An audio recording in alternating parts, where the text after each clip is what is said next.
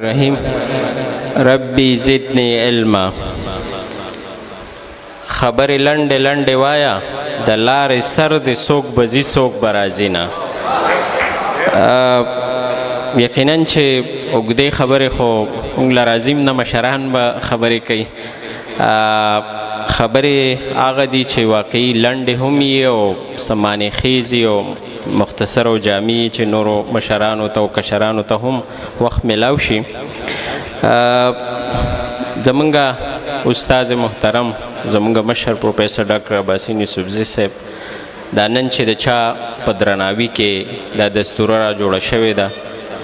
محترم قمر سارایي صاحب اقبال شاکر صاحب ناز صاحب او زمونږ چې څونه ملګري دي ډاکټر ظفر بخشالي صاحب ډاکټر رضوان شمال صاحب خیالي صاحب څونه میلمانه چې راغلي څومره کشران مشران راغلي ټولو ته سلامونه وړاندې کوم پښتنو متعلق مختلفې خبرې مشهورې دي یوه خبره دا هم ده چې پښتانه مرده پرست دي دوی ژوندي نه ستایي خو مړي ستایي نو دغه بیانیه چې ده دا د ډېر وخت نه لګیا د بدلیږي او د مرده پرستو په ځای باندې پښتانه چې دي هغه ژوند پرست شوي دي او دا نننۍ دستوره چې ده داسې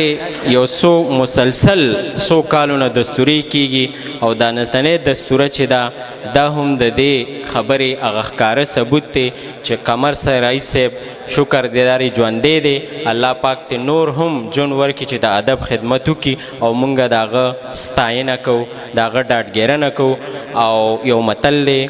وایي په ستړي مشي د چا څه شي خو زړه یې پې ښه شي زموږ په دې ستاینه به د ده څه وشي خو څه ناڅه زړه به یې ښه شي د ده حوصله به نوره هم سیوا شي او ده چې کم کار کړی دی نو دی به په دې باندې مطمئن شي چې او ما څه ناڅه داسې کار کړی دی چې د چا د پیدې مې کړی او د ادب خدمت مې کړی دی او نور به د ادب دپاره دی چمتو شي او د دې نه به زیات خدمت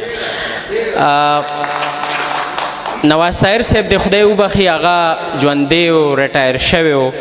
او د ژوند په آخري کلونو کې ډېر ضعیف او بیمار و پښتو اکیډمۍ د هغه په اعزاز کې یو پروګرام وکړو او هغه دا خبره کړې وه چې ما خو ځان مړ حسابو خو چې نن دا کوم پروګرام وشو نو زه دې دوباره را ژوندی کړم نو سیرایي صاحب چې دی هغه به انشاءالله نورو لیکونو ته هغه دوباره ژوندي شي او د دې نه به ښه لیکل چې دی هغه وکړي د دې نه علاوه ما ته محسن چې دی هغه ویلي چې ته به د سیرایي صاحب په شاعرۍ په لړزان کتاب باندې خبره وکړې نو زه صرف یو دوه خبرې د دغه کتاب په حواله باندې کوم چې دغه کتاب په 2012 کې چاپ شوی دی پریشان صاحب په لیکل کړي ډېر ښکلې لیکلې کړي دي د هغه د شاعرۍ په باره کې د دې د ژوند په باره کې او د دې نه علاوه چې د اعظم صاحب په هغې باندې لیکلي ډاکټر اعظم صاحب او هغې د نورو خبرو نه علاوه یوه خبره پکې دا هم کړې ده چې جدید غزلګو شاعر دی حالانکې په هغې وخت کې چې کوم دی د دې شاعري چې وه دغه ابتدایي ورځې خو نه وې ډېرې کتاب چاپ ته رسېدلی و داسې به نور هم ډېره شاعري کړې وې خو په دغې کې چې کمې غزلې وې حالانکې زیات پکې نظمونه هم شامل دي او غزلې چې کوم دي نو هغه ډېرې د اعلی پایې دي او په هغې کې بیا چې د غزلو مطالعه څوک وکړي نو دوه درې خبرې چې ما پکې کمې محسوسې کړي دي نو هغه یو دا دی چې د تلبیحاتو استعمال یې پکې ډېر ښکلی کړی دی او د دې سره سره پکې ارسال المثل یې پکې بیان کړي دي متلونه یې په شعرونو کې ډېر ښکلی په ښکلي انداز کې لکه مثال په طور باندې یو متل دی زموږ سره جرنده که د پلار ده نو په وار ده دا داسې قسمه متل یې ډېرې ښکلي استعمال کړي اگر چې عباسین صاحب د دې متل کې یو بل هم خبره کوي چې یاره جرنده که د پلار ده خو په وار ده جرنده که د مور ده خو په زور ده نو دا متل چې کوم دی داسې نو هغه سیرایي صاحب ډېر ښکلی استعمال کړي ژبه یې ډېره ښکلی استعمال کړې ده یو لفظ یې پکې استعمال کړی دی کسه ګوره دا لفظ یې ډېر زیات ښکلی استعمال کړی چونکې دی په خپله باندې په لسانیاتو کې امپل هم کړی دی نو د لفظونو په استعمال باندې ډېر زیات زمونږ ینګ کل که زده کوي چې یاره ژبه مونږ څنګه استعمال کو، ادبي لفظونه څنګه استعمال کو. بل د دې په لیکونو کې چې څومره ما د نظره تیر شوي دي نو علاقایي رنګ پکې ډېر دی، لکه د نندیال چپې چې دا یو مشهور خوړ دی، یو سین غونته کې دی په بډګرام کې په دې سیمه کې. د چیل لمن چې دا دلته د دې سیمې یو غر دی، زمونږ ادیبانو شاعرانو داسې د خپلو خپلو سیمو نومونه او دغه استعمال کړي دي، نو هغه هم د سیرایي صاحب په لیکنو کې ډېر زیات چې دی هغه موجود دی. بل زه دې خبرې ته ډېر زیات حیران شوم چې سیرایي صاحب یو ګڼ اړخیز شخصیت دی، د مصور او خطاط او موسیقۍ نه راواخله د شاعرۍ او نثر او پورې. بل د دې چې کوم د نثر کتابونه ما وکتل چې دومره ډېر زیات کار یې کړی دی، خو ډېر زیات چې دی هغه افسوس خبره دا ده چې ناچاپ دی، حالانکه ډېر مخکې د دا کتابونه لیکلي. په تکل باندې چې دی کوم کتاب لیکلی دی او هغه چاپ هم دی، هغه کتاب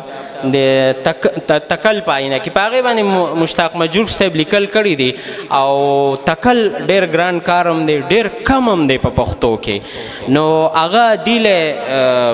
د یو ښه تکلګو یا تکل لیکونکي استاذ درجه ورکړې ده، او دا سپارښتنه یې ورته کړې ده چې یاره په راتلونکي وخت کې دی یو ښه تکل نګار کیدی شي، او د هغې نمونه بیا د په مختلفو رسالو کې چې کوم تکلونه لیکلي دي، لکه په کنزلو باندې په پښتنو کې لیکل ډېر ګران کار دی. سیرایي صاحب په کنزلو باندې تکل لیکلی دی او ډېر خوندور کنزل یې مونږ ته خواږه کړي دي او داسې په ادبي رنګ کې لیکلی دي. نو پکار دا ده چې دغه واقعي چې دغه تکل ته هم دوی پاملرنه کړې وي، وستې ورته وکړي چې دا د دغه لیکلو سره سره چاپ هم شي، نو په وخت پتې خلک پیدا واخلي. بل تکل په توکل چې کوم د دې کتاب دی هغه ناچاپ دی، پکار دا چې چاپ شي. بله دغه خبرې ماله ډېر زیات معلوماتو ته زه حیران هم شوم او خوند یې م راکو چې سیرایي صاحب ډېرې سفرنامې لیکلي دي، او سفرنامه چې ده هغه ډېر علمي سفرنامې ته د علومو مور ویل شوې ده. که څوک د یو ځای په باره کې ډېر جزئیات معلومول غواړي نو په کار دا دی چې سفرنامه دې وګوري، نو د هغې سیمې او د هغه علاقې د معلوماتو نه خبر شي. نو سیرایي صاحب ډېرې سفرنامې لیکلي، خو بیا هغه خبره ده چې تقریبا ټولې ناچاپه دي او ډېرې ښکلې ښکلې سفرنامې دي. ما په ناچاپو کې چې یو 2-3 صفحې ما کتلې وې، نو په هغې کې د کابل 2 سفرنامې، چې کابل ته ځم تلم او ما په خپل هم سفرنامې لیکلي، زمونږ نورو ملګرو هم ډېرو لیکلي دي. نو په هغې کې چې کومه مماثلت دی، په هغې کې یوه خبره دا ده چې د کابل لیدو خواهش چې یقینا د کوزې پښتونخوا ډېر خلک چې دغه خواهش هغې لري او هغه سیرایي صاحب هم لري او هغه بیا په لیک کې م راوستی دی. او دغه شان نورې ډېرې خبرې دي، چونکې وخت کم دی نو زه یو تجویز دا د دې سیمې دغه ذمهوار خلک چې دي دغه ټولنو ته دا کومه چې دلته کم د پښتو هغه اثار دي چې هغه خلکو لیکلي دي، خو هغه په ناچاپه شکل کې د نسخو په شکل کې پراتی دي، چې د هغې د چاپ دپاره څه بندوبست وکړي، څه حکومت ته خواست وکړي، څه چې کوم داسې دغه خلک دی چې هغه نور کارونه کوي. نو په کار دا دی چې دغه کتابونه دا هم زمونږ د دې ځوان کول اساسه ده چې دا د دوی دپاره چاپ شي، مونږ د دې نه زده کړي وکړو، دا خوندي شي. ځکه چې د دې د بل سفرنامه داسې ده، په دې باندې مونږ بیګام بحث کړی چې دا د خپل وخت نه لږه هم چاپ نه شي او دا وروستو شي، نو بیا د دې د جغرافیې بدلون په دې کې راځي، د ډېرو خبرو هغه عدلون بدلون په دې کې راځي. نو چې دا په وخت باندې چاپ شي نو دا ډېره ښې او ډېر دغه معلومات چې دی هغه تاریخ ته وړاندې شي. تاسو د ټولو ډېره مننه چې دغه څو خبرې ما واورېدې.